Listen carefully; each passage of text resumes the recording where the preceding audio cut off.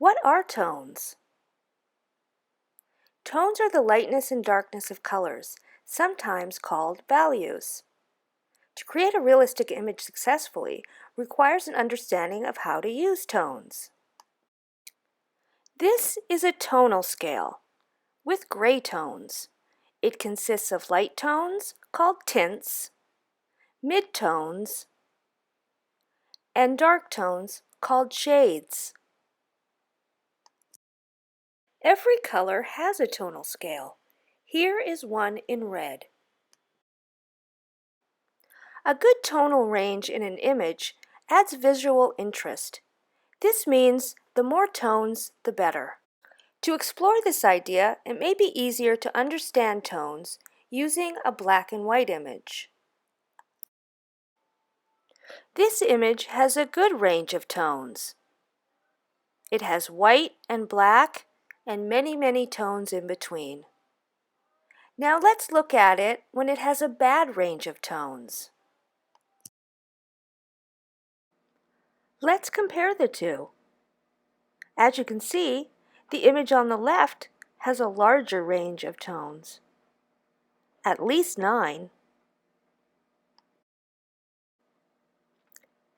The image on the right, however, has a smaller range of tones. The darkest tones aren't as dark as the first image.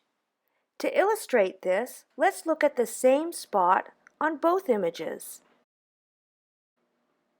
This spot represents the darkest tone. It is 2 shades lighter on the second image. When creating a dynamic, realistic image, a good range of tones is vital. At the very minimum, you should use 3 tones: a light tone, a mid-tone, and a dark tone.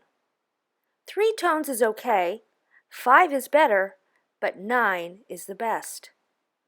When it's blended together, it looks like a real ball.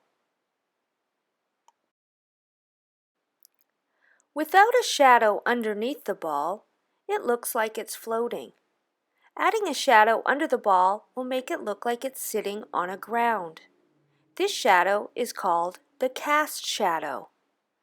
Now, because the ball is sitting on a ground, light bounces from the ground back onto the ball. This is called reflected light. It is slightly lighter in tone than the mid-tone of the ball. The core shadow is the darkest tone on the ball, and the highlight is the lightest tone. It is where the light hits the object. One of the hardest concepts to learn when creating realistic images is that tone is more important than color. Let's use this rose. What color is it? Red? Yellow? Maybe pink? Even without color, we know it's a rose. It doesn't really matter for us to know. It could be any color, as long as the tones are correct. While color is important, it is secondary to tone when making realistic representations of life. Now let's go back to the hummingbird. When I paint, I often check the tones by turning a photo of it black and white. It's now easier to compare the tones. For instance, these 2 areas need to be much lighter. When creating a realistic image, tones should be reevaluated often, especially when you think you're finished.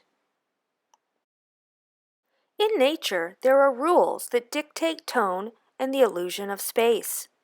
Let's examine the tonal range of this landscape.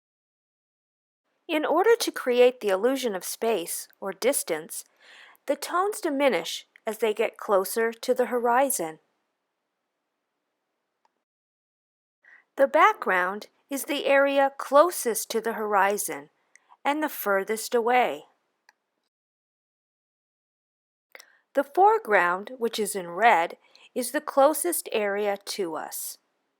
The clouds at the top are also part of the foreground because they are the closest clouds. These areas have the largest tonal range. Using this scale, the tones range from 1 to 9. Not all images have a middle ground, but using one helps create long distances. The tones in the clouds should also diminish as they get closer to the horizon.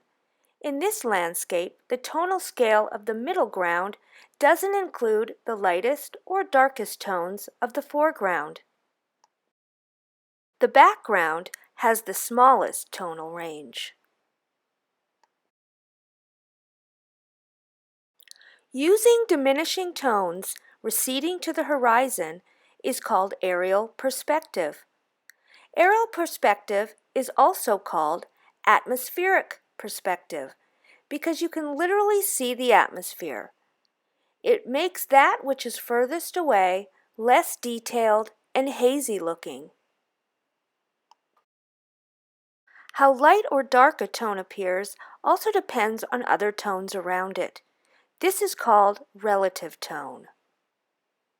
Believe it or not, the bar down the middle is actually one consistent tone, but it appears darker or lighter depending on the tones around it.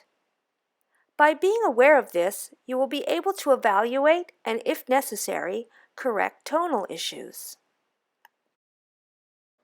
More than anything else, tones are what give objects form and create the illusion of space. Thank you for watching.